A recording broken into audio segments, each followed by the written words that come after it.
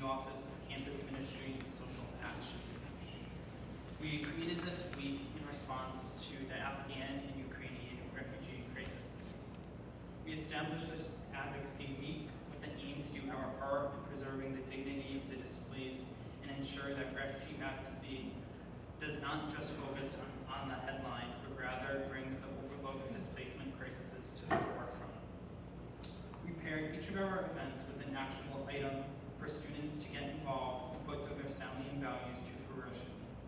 This year we will be conducting a Winter Hat Gloves Drive from now until February, November 17th for migrants arriving in the New York City area.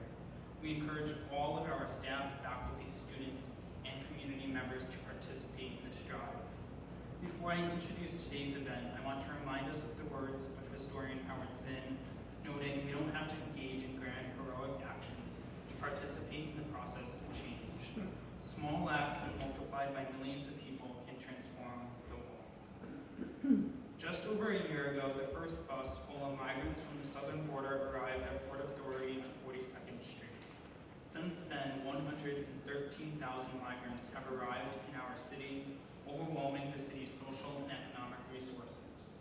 As we saw on Sunday outside of Overlook Manor, the migrant crisis is impacting every corner of the city, with communities split over the city's response. Today we are honored to host 3 amazing organizations involved in that response. I'll briefly introduce our guest speakers, and then I will further let them introduce themselves and the organizations they represent today. Our first guest speaker is Imam Amar Rahman, who is the outreach coordinator for the Asylum Seeker Shelter Program at the Integrate Center of New York. Our second speaker is Leonardo from Aid for Life. And last but not least, we have Dina from Spinoza, who is the supervisor of education and engagement at Catholic Charities of the Archdiocese of New York. And I'll start from left to right so they can introduce more about themselves and their organization. Hi everyone, my name is Dina. I'm the supervisor of education and engagement at Catholic Charities. I'm with the Division of Refugee Resettlement.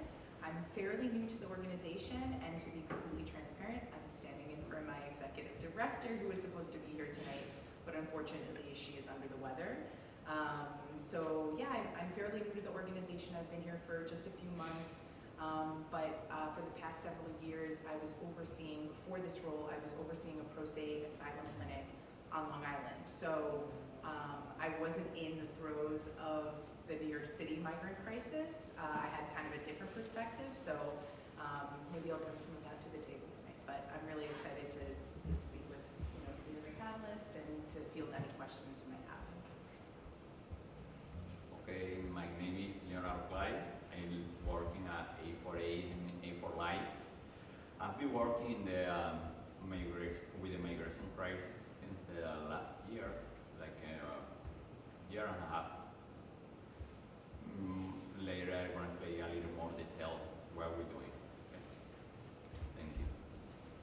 And as mentioned, I'm Imam Amar Abdulrahman. I'm with the Interfaith Center of New York. I'm the outreach coordinator of the Asylum Seeker Shelter Program. This is a program that is in partnership with NIDIS, which is funded by the New York City. If any of you don't know what NIDIS is New York Disaster Interfaith Services.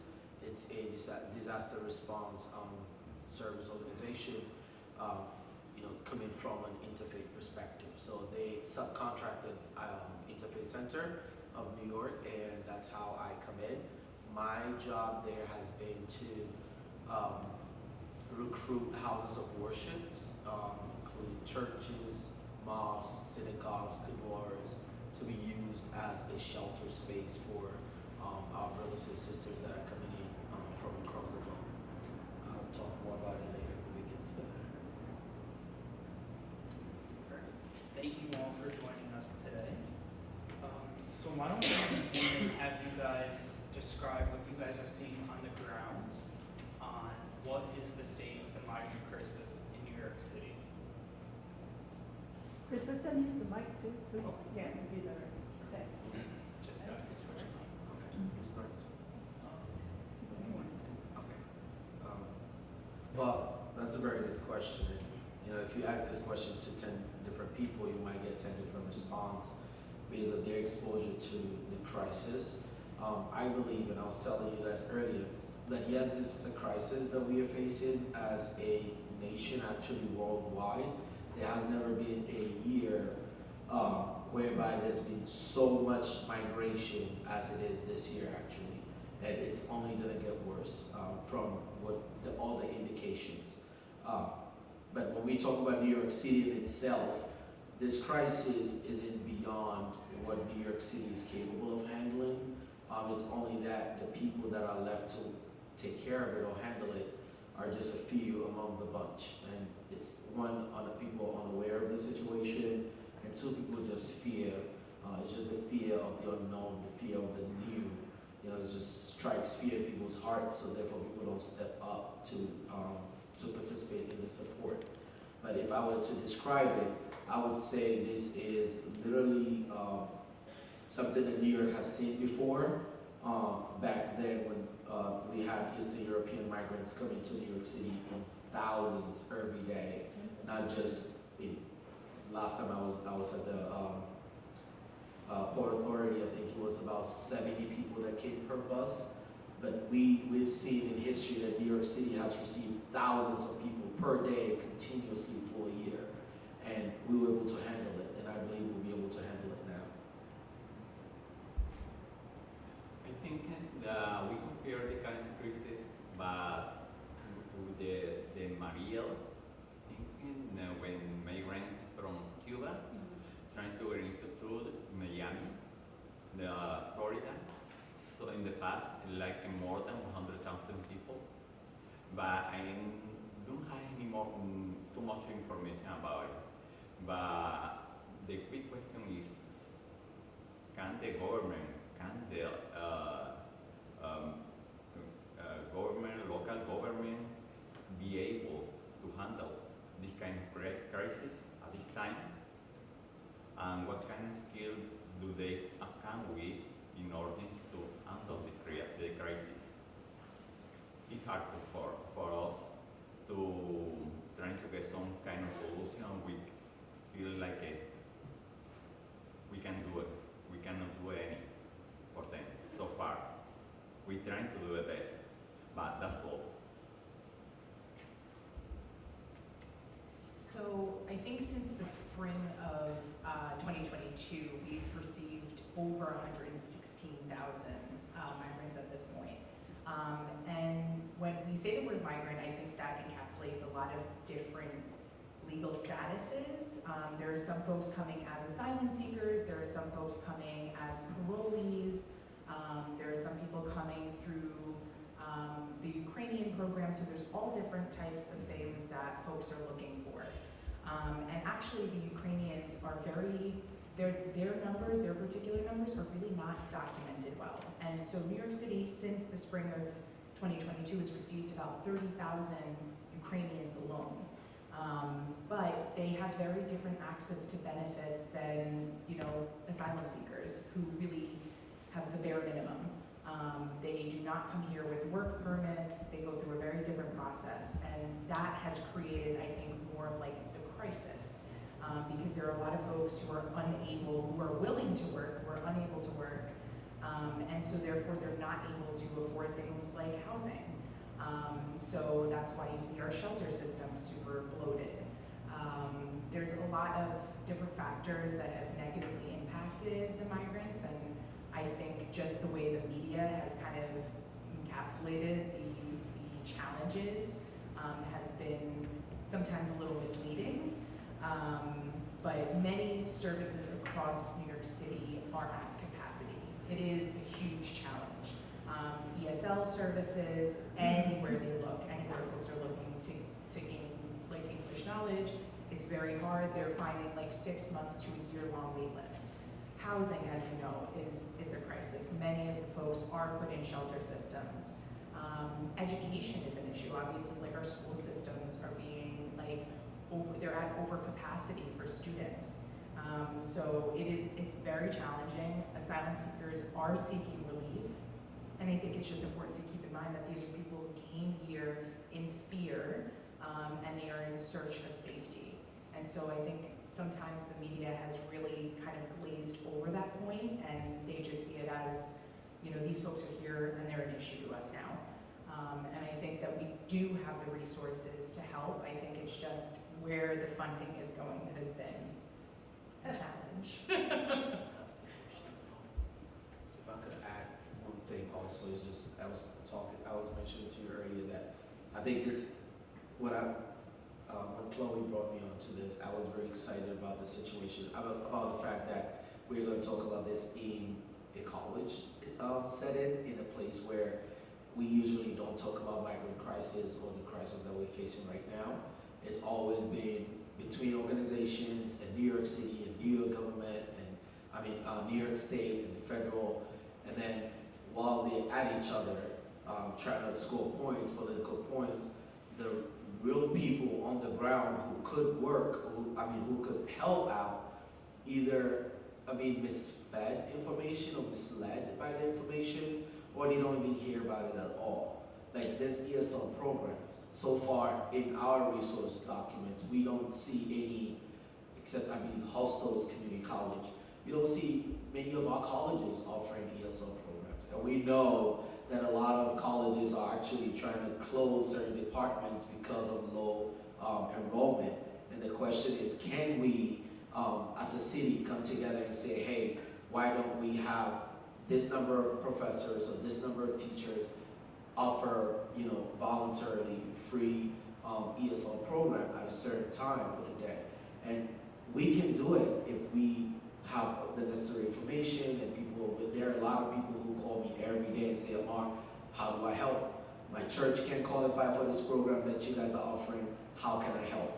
And it's like, we can do more than what we're doing. It's not just the churches and the mosques. I'm glad that we're here, and I hope that after this, something big will come out of it, and maybe Manhattan College will be the trailblazer to start the free ESL program, inshallah.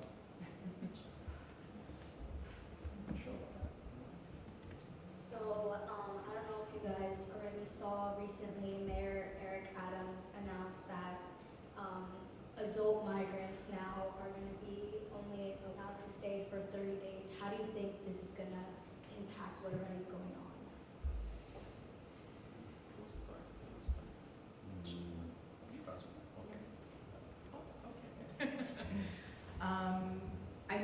To be honest, I think it's a huge mistake. I think the way that the shelter system is working right now, though, is also not working. We have these are very, very, very congregate settings. It is they're not receiving this high quality of life, obviously, in these shelters. This issue is not a new one, though. The migrant crisis, I think, yes, this is the first time we're seeing this number of people, but many of the programs that Catholic Charities has been funded to do, The Border is Everywhere is a great example. This has been, that was established about 3 years ago, so it's not that this is a brand new issue. I think we've been seeing global trends of mass migration for years. I think it's just really ramping up. And I think the shelter systems are definitely just, it's overcapacity. Obviously, the shelters were not created with housing 116,000 people. However, I think Adams is making a really hasty decision. And a lot of his rhetoric has been kind of back and forth with the migrants. One day he's an ally, the next day he's trying to figure out how to get them out of our city. And I think that nonprofits are kind of left to do the work that the government is supposed to be doing in general. But a lot of the funding is going to nonprofits who are then trying to implement ways to help these types of situations, and are given this huge issue that is really not solvable. Okay, regarding shelter, it's kind of hard to express some kind of information about the politics or policies that may you have been implemented for the migrant, because we noticed at the beginning it was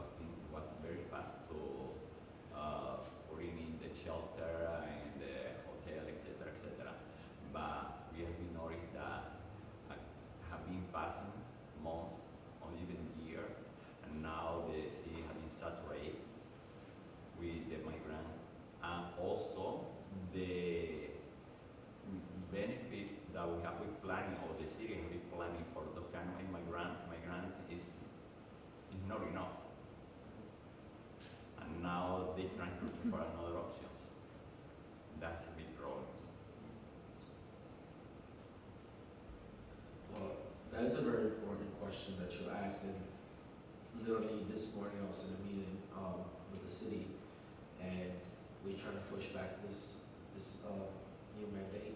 Unfortunately, and for anyone who's not familiar with it, so before, migrants are allowed to stay in the shelters literally indefinite until they're able to stand on their own 2 feet and move out.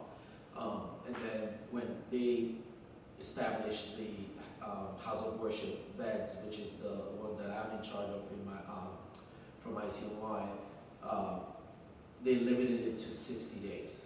So guests are allowed to stay there for 60 days. On the 61st day, they will be told, hey, you got, actually on the 55th day, we start telling them you need to figure out where to go and try to come up with a plan. Someone who just traveled thousands of miles, cross rivers, literally have no relative, no family members, no friends, no nothing. Tell them, hey, you gotta figure it out. And then after the 61st day, we give them a Metro card with 2 rides, and we tell them, go figure it out. What we push back, what we were told is, well, they're not really told to go figure it out. They could go back to Roosevelt Hotel where they started, and they have to start all over again with the intake process. So these are people who finally got some sort of stability, where they could come and sleep overnight from 7 p.m. to 7 a.m. and get hot dinner and cold breakfast. And now they're being told, oh, you stayed here 60 days. Mind you, the city, the federal government is not willing to expedite work permits for these folks who are dying to work. If any of you know Ruth Messenger, she's been working real hard to get business, agriculture sector leaders, the hotel industry, the restaurant industry leaders who are looking for entry-level workers and say to Ruth, we want the people to come to work. We want to hire them, but we can't hire them if they're not legally allowed to work. And yet nobody seems to listen to her to expedite work permit. And we know it's possible. The federal government can, the president can declare a state of emergency and actually literally expedite it. The Congress can do it. Our governor has mentioned something. We haven't heard from her since then. So this 30 days is really not realistic. Right now with the bed, house of worship beds, it's 60 days. We're transitioning into a 30-day limit. And we know that 30 days is not enough for anybody who don't speak English to learn English. English is one of the most difficult and confusing languages in the world. I have someone say to me, what do you mean? You say something, you're like, what? The word you means so many different things. I don't know who you're referring to. If I'm referring to the first person, I say you. The second person, you. The third person, you. The fourth person, singular, you. All of them is you. This is someone from Mauritania, and he's confused. And imagine 30 days him having to move out and be on his own. So, yes, this is what they believe will clear the system for new migrants to have a place to stay. But what good are we doing if we're not giving these ones a better stay and we're just kicking them out just to bring new ones in? Going back to what you said, Amara, with Kathy Wall possibly floating the idea of issuing state work permits, do you recall any time in which that has been done previously? And do you think that the state issuing work permits is a sustainable path to deal with this crisis, but also future crises? Yeah, sure. Yes, it has been done before. I don't remember the exact year, but this is when the Irish migrants would come into the city or into this country. And people say, well, at that time there was no work permit, there was no background check and all that, but they were allowed to work, right? And if that worked, and now we see the benefits of it. Now you walk downtown Manhattan, or you walk, Upper Bronx, or wherever you go, you see these people who came here with nothing, who literally could not afford anything, and now they've left behind legacy, right? Legacy that we today came and we have benefited from. And we know that if people come, this is across history, any country, when migrants go there, they make it better. If they don't make it better, they don't make it worse. So the idea that we can't do it or it's never been done is just a fallacy. And the second thing also, the second part of your question, whether or not it's a long-term solution, I think that is the most, how do I put it?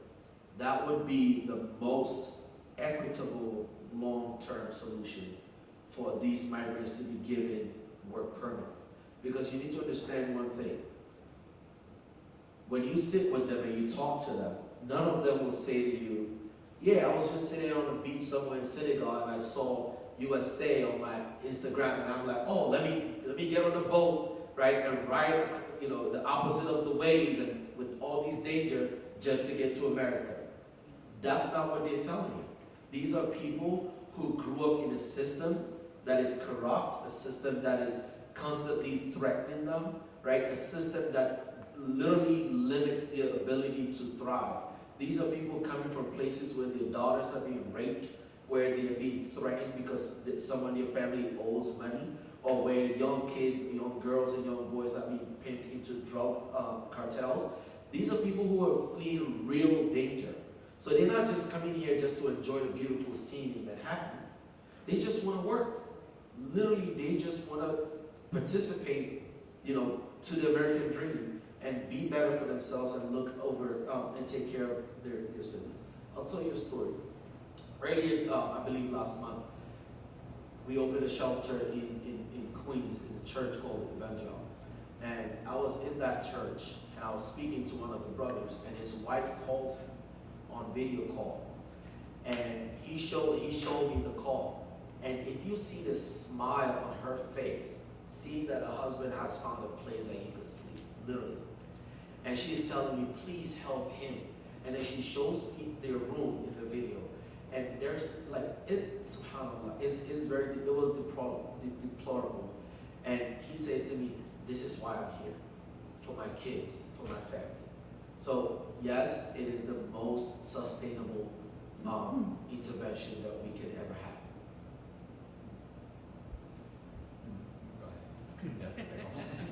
So I think just to give a little bit of context for those that aren't super familiar with the work authorization process for asylum seekers in particular, because there's a lot of different statuses, but the overwhelming number of folks coming as migrants that we're hearing about are asylum seekers. So what the process looks like is they have to come here and they have to fill out an asylum application.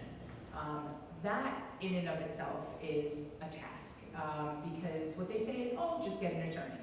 As you know, attorneys are very costly, so many of them cannot afford legal representation. So many of them are flooding to these pop-up pro se clinics that they're doing the work of an attorney, and then they are basically representing themselves because they are not given an attorney. They are representing themselves in court. So once the asylum application is in, which can take, they have 1 year from when they arrive to fill out that application, but that can take a few months to even complete, depending on what program you're doing. After they send that in, they can apply for a work authorization 6 months after the application is in. Sometimes, though, this really fun thing happens where they send in the application and months later they'll get a notice saying, actually, you sent it to the wrong location. They love to change the location. And so your date doesn't count until you get it to the right location. So I've had clients who have sent in an application, they sent it back 6 months later when they were supposed to be able to apply for work authorization, saying, sorry, we changed the location on you, even though it was after we sent it in. And so the clock doesn't start until it is in the right place. So you can imagine, it is very, very, very frustrating for us, for the client. And then once they apply, it can take many months to actually get the work authorization. So, I definitely echo, these folks are here wanting to work. They're here to build a life. Many of them are coming with children, wanting to build a safer life for their children, and they know that in order to do so, they need to be able to work. I think, unfortunately, Kathy Hochul may not have the power to be the one to say, okay, New York, let's just, deem this as a crisis and say that everyone can get work authorization when they arrive. honestly, it has to come at a federal level. I think there needs to be more pressure on the Biden administration to do so with these numbers, but I think, personally, it is intentional that they are keeping it this way. I think they hope that these migrants will give up and go home, and they will not be our problem anymore. They go home and die. Exactly, exactly. And for the migrants that are here, they are here because they are, again, seeking safety. So, Thank you. Let's want to add some additional information about compliment also. Can you speak a little louder? We are, Also, okay, let's pay. yes. Okay. We want to add some additional information. The migrant spent like between 5 and 6 months in order to receive the work permit. But what about if you're going to stay here for more than 3 months, but suddenly you have to move to another place, and those papers, those kind of papers that you are to submit to immigration, when you don't gonna be able, it's no guarantee that you're gonna receive the information on time. At the place where you submitted the information at the beginning, because you have an address, something like that, where you're supposed to be for at least 6 months. But what happened for some decision for the local government, now we have to leave to another place. So what about all the documents? All the result, the work permit? Okay? That's very, very true what you mentioned, and also, a lot of them are moving, and this goes back to the 30 days limit, right? When they put in, some of them from California or from Texas, when they get here, already they put in some address, maybe they call one of their friends who was here. There is a mosque up in the Bronx on 224th Street. It's owned by one imam whose grandfather is very prominent in Senegal. It's called Jamiat al-Ansar-Din. His name is Imam Munyas. He uses his own house as an address for them so that they could come in. So they come in, and then they'll send the letter to his house, and then they'll go there, they'll pick up the letter. But somehow in between that and going to Roosevelt Hotel and be sent to a new shelter, they lose contact. And now the letter is at this mosque, and he's calling us, hey, Amar, can you find out where this person is? And I'm looking in the system and I can't find that person. And it's like, here's the letter, his court date is tomorrow, and we don't know where he is. And then once your court date is passed and you don't show up, that's it. So it's like, this, as you said, and I didn't want to say this because I don't want to lose my job, right? But it seems, right, that there is some deliberate reason behind the circle that these migrants are put in. Because it's like we put in a situation where you cannot even get the work permit, and if you can't get a work permit, you have to move to a different site. If you move to a different site, you're not getting your letter that you have to submit to get the work permit, and if you don't get that letter, then now you don't qualify for the asylum, and somehow you have to be sent back home. So, you know, we all need to do our part. To force people to become undocumented. Yes, Yes. yes, Of course. yes, that's true. Going back to what you were just saying and what you two were saying earlier, obviously, like, it's not easy to attain a work authorization permit, and I know a lot of migrants have been trying to receive their ID NYC, and I know there's a struggle with that too, because at the border they get everything that gives them an identity is taken away from them. So what are your organizations doing to assist with this happening?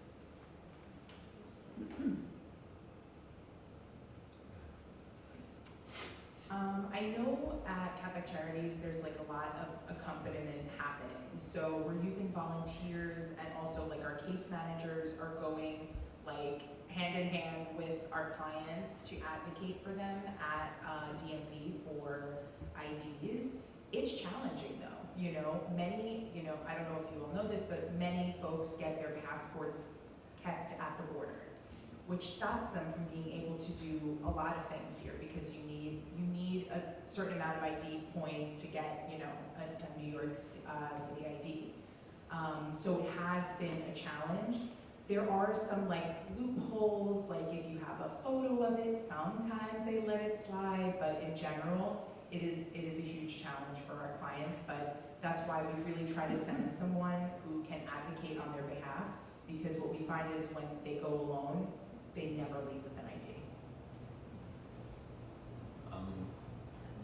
One of the cases that have been exposed, the migrant population is when they are in the shelter and recently they have been spending 2, 3 days or even 20 days. They try to request some letter from the shelter, like a residence, okay? But the shelter at that time they tell them that we're gonna unable at this time. We are unable to provide that information. You have to wait at least a month. So that is part of the information that you have to include in order to get your ID. So that is another question for them.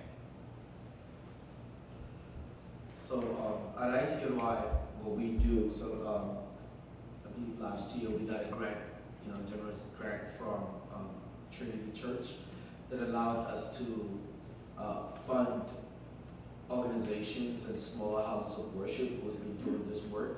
I believe we have about 16 plus houses of worship and organizations that are supporting migrants on the ground. So we have weekly meetings and we identify problems, we identify resources, and we support them in getting a solution to it. Some of the organizations that we work with actually do pop-up shops for registering them to get the ICNY ID. If any of you, some of you might have heard of Athletes and Activists, which is led by Power and Adama. Adama is one of the most incredible, persons that I've ever met who fight for migrants' rights toe to toe, like day and night. And they've been doing this work since day one of this crisis, without any grant, without any support. So ICNY, what we do is we give them grants and we allow them to be able to do this work. What we also do from a NIDIS ICNY collaboration perspective is that we use the houses of worship where they stay, the church or the mosque, we use that space as the address. So they get a letter from those churches and mosques that would count as a point for them to get their IDNYC, and that's what we've been doing. And you know, it's been helping to some extent, but we can definitely do more. I have a question, Jessica. Who keeps their passport? The United States government? Yes. Why are they doing that? Is that legal? Can they do that? I mean, that's like, It's been going on for years. I mean, That's like- is that's it like- a that's policy or anything that law, happens. regulation? Is it uses is useless? I mean, what is? I mean, No, go ahead. Yeah. no, I'm not sure why they're doing it. Yeah. All we Oh, get I'm told- sure why they're doing it. And I'm not sure whether it's legal or if it's for Yeah. any I mean, processes. anywhere you go, anywhere in the world, they say never it's give just up another your thing, that's passport. another problem to make So- problematic for them. Right. What they're basically saying, I think, Yeah.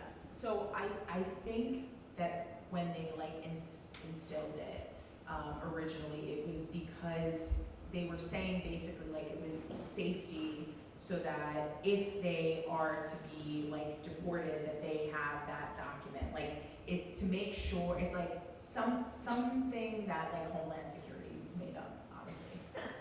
That's nice. Well, that's getting made up. And the funny part of it is that they, like literally, there's no way of tracking it. And this is what breaks my heart. I was in a meeting with Chuck Schumer's office last month, and we were talking about it. They said, "Oh no, before you enter the border, we have this app. You could apply for asylum, and you could be qualified for work permit." And I'm like, these people, when they're on their way here, you think they even have internet to be applying for work permit? That's not their concern. Their concern is to enter the States. They're not trying to, oh, let me download an app, and nobody tells them. Who calls them from Venezuela and say, hey, before you leave, make sure you download this app before coming here. Nobody tells them that. So when they get there and it's taken, all we hear is, oh, they took it and they told me if I come to court, I could get it. And then they go to court and it's not there. Of course not. And it's like, there's no system of tracking. That's what I wanted to mention. Like, there's no system of tracking which officer did the intake for, which person, and where was the document taken. And we still don't have answers for that. And that app doesn't work on brown skin, right? Yeah, It's worse as, right? So it's just, it's found to be even if you get the discriminating app, like, for black people, yes. They're gonna add some additional information for regarding related to the migrant that is coming through the border. They only present just kind of document that received from immigration. According with them, immigration withholding all the rest of the document, like ID, local ID or something like that, even the passport, and they provide some piece of paper, piece of paper, who reflect the date that who are they, the photo, and the date that have been receiving to the border. Okay, with that information, they have to looking for the place and trying to get information to the shelter, etc., and like complement to the regular identification for them.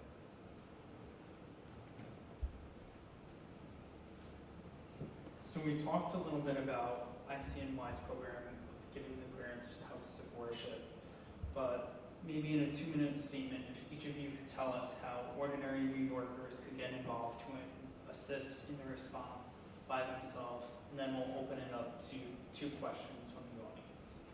We'll start with just go down the line. Great. All right, so very important. As an individual, what you can do is, one, obviously, is advocate. Please, please, please call your congressman, call your state senator, call your assembly members, put pressure on them, because we need to have this multifaceted approach and not just put the burden on the federal, or the state, or the city. They all have to work together to get this done. The second thing also is inquire in your local churches on what you can do as a community. A lot of communities, a lot of churches have been coming together. I remember when we were at Evangel, the young men there needed flip-flops. And I was like, I don't know. And I called one of my colleagues, and she was like, hold on, let me call my church members. And within 45 minutes, they were able to bring, individually collect money together. And one of them went to a store downtown Brooklyn and bought about 45 flip-flops and drove all the way to the shelter in Gibby. Around 4 p.m., by 8 p.m., they had the flip-flops in the shelter. Now it wasn't an issue anymore. Same thing, recently there was a school that, some of the schools in the city have influx of migrant students who don't speak English, who don't have the resources.